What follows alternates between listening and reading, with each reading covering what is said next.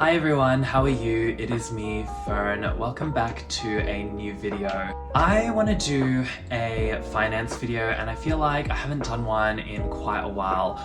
I thought in this video I'll talk about how I manage my finances, how I budget and save, and how I allocate my money. And I think this is such an important topic.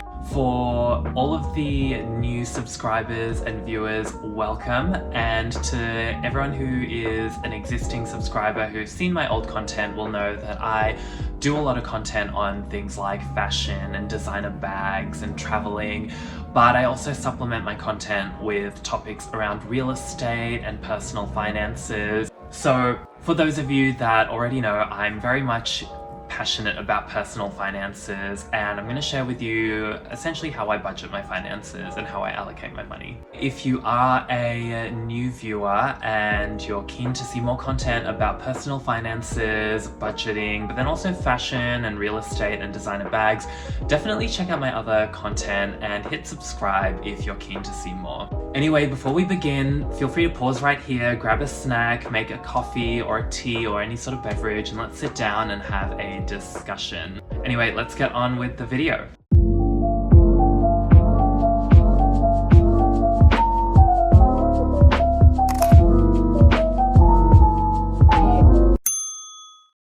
So when it comes to my relationship with money, I feel like it's evolved a lot over time.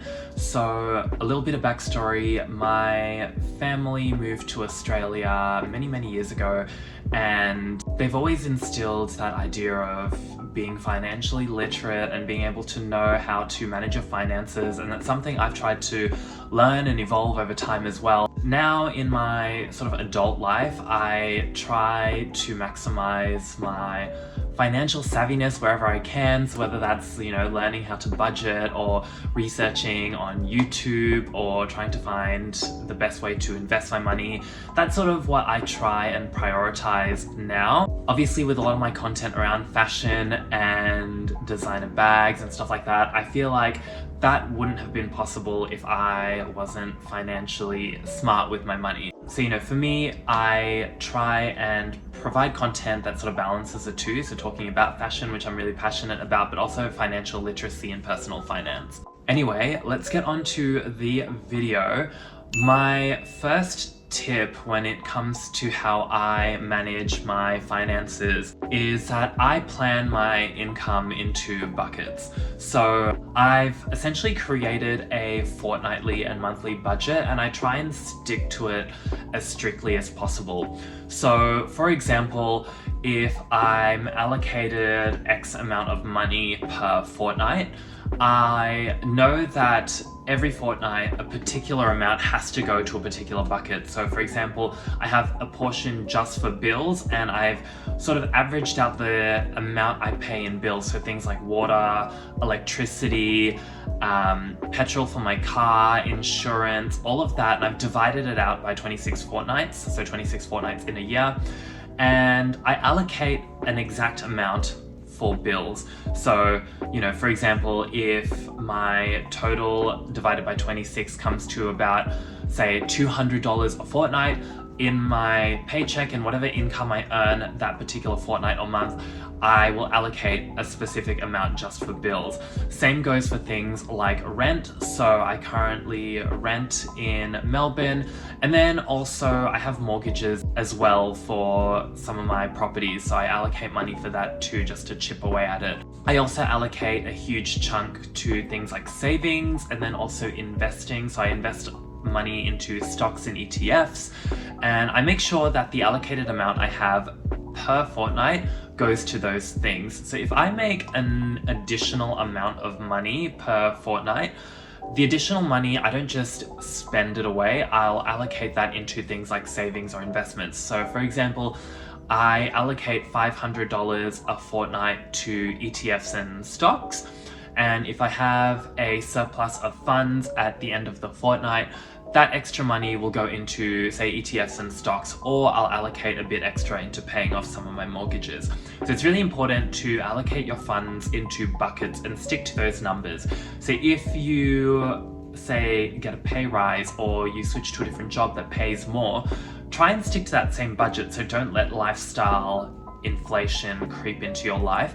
So if you spend, say, I don't know, let's say like $300 a week on groceries, and you get a pay rise, or you get a new job, or you start a business and you end up earning more money, stick to that $300 allocation for things like groceries. So don't let your lifestyle increase with the increase in your income. And then that way, additional money can go into things like investments and stocks and real estate and whatnot. So my second tip is I invest a lot of my surplus money into things like investments, like stocks, ETFs, and real estate. So for those of you who have watched a lot of my YouTube videos know that I invest in real estate and I have mortgages on them. So if I have additional money and I'm getting rental income on my investment properties, I also put in an allocated amount into paying them off if I can. And I think that's just good. The way I see it, and going back to that point about lifestyle creep, is that I have a set amount of money that I spend every fortnight, and anything additional goes directly into my investments, and I pretend that money never existed. So if I make an additional sum of money, that then goes into paying off my mortgages or buying stocks and ETFs. So alongside my real estate, I also do invest in stocks and ETFs. I sort of chip away at it and I sort of pretend it doesn't exist. So once I've invested the money, it's in the background and I don't see it. And I think that's a really good strategy for me, because then I avoid the day-to-day fluctuations in the stock market. That was something that I used to be very paranoid about, and I'd be checking my phone every single minute or hour, and that's not really a healthy position to be in. So I think with stocks and ETFs, obviously you have to do your research and you need to know what you're investing in. I don't let day-to-day fluctuations affect me, and I just have my allocated money that I invest into stocks and ETFs, and once it's invested, it's out of sight, out of mind. My next tip is to maximize your streams of income. So I earn an income from my main career, but I also try and branch out and earn other streams of income. So I currently am signed to a modeling agency here in Melbourne, and this is obviously a very privileged position to be in, but when I moved to Melbourne, I really wanted to give modeling a try, and I had done modeling a long time ago, and I thought I'd go back in and try it. And with modeling, it's not the most consistent when it comes to income. However, when I do book a job and I get paid, that money I reinvest it back into my investments, such as real estate or stocks. So any money I earn doesn't go into, treating myself or buying an expensive good. I reinvest it back into my investments, and I pretend it doesn't exist once I've reinvested it. And I find that strategy really works. So I kind of budget my money based on my base salary that I earn from my day job, but then any additional income, such as things from my side hustles, are just extra money. I earn extra money from modeling. I get a small income from my real estate investments, and that's obviously once I take out the cost of holding property. So things like, your taxes, your body corporate fees or council rates, and then obviously the mortgages as well. If I have an additional amount left over, that again gets reinvested back into my investment. But essentially what I try and do is I try and maximize my streams of income. If you have a particular skill or talent that you think you can take advantage of and capitalize on, definitely give it a try.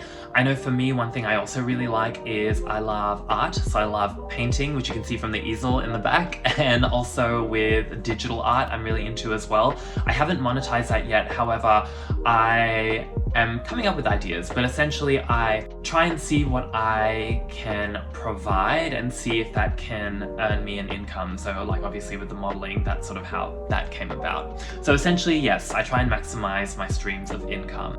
My next tip to managing my finances is I budget everything on Excel spreadsheets. So if I have allocated a specific amount of money for certain things like bills, groceries, rent, mortgages, I actually have that listed on an Excel spreadsheet, which I've created, and I do all my budgeting on that.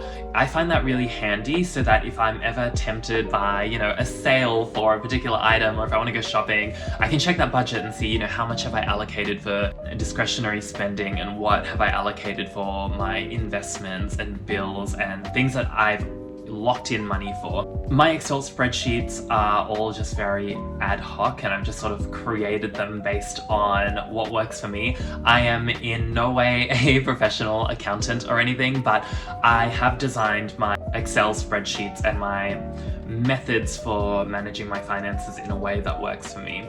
So if you're savvy with Excel, definitely give it a try, pop something in and see what works for you to manage your finances, but that's how I do it for myself and it really works for me. My final tip, and this isn't really to manage finances but more so to save money, is I try and do things myself where I can. So things that might usually cost money, I try and learn to do it myself. So one thing that I really love to do is I love to cook, and especially being vegetarian, I eat a lot of plant-based foods, so I cook a lot of vegetarian foods for myself.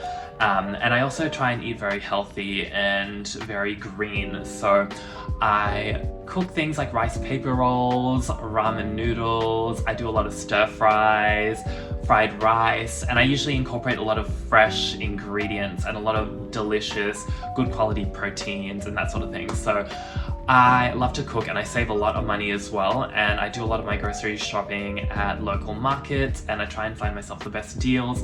Another thing that I also do myself is that I cut my own hair. So I do all my haircuts, and to be fair, my hairstyle is very simple, it's very easy to cut. So that really works for me. I ended up saving a lot of money just by cutting my hair myself. So that's something that I've done that really works for me. So those are just some of my basic tips to how I manage my finances, and I think for me it is that really nice balance of, I've managed my finances, and because of that I'm able to do videos like fashion videos and bag reviews. And even though I do love to splurge on the occasional designer bag or nice clothes and fashion, that's sort of like my happy point, and I do love fashion, it's something I'm really passionate about, but I'm also still quite practical with my spending. So, none of the fashion stuff would be possible had I not prioritized my financial literacy. Anyway, I'd be keen to know what are some of your financial tips and tricks that help you when it comes to budgeting. Definitely let me know down in the comments below. I'm really keen to hear more about it. I hope you enjoyed this video. If you are new to this channel, definitely hit subscribe and give this video a like. If you're keen to see more content that covers topics like financial independence, real estate, fashion, travel, designer bags, definitely check out my other videos. I hope to see you in a future video, and I'll see you next time. Bye.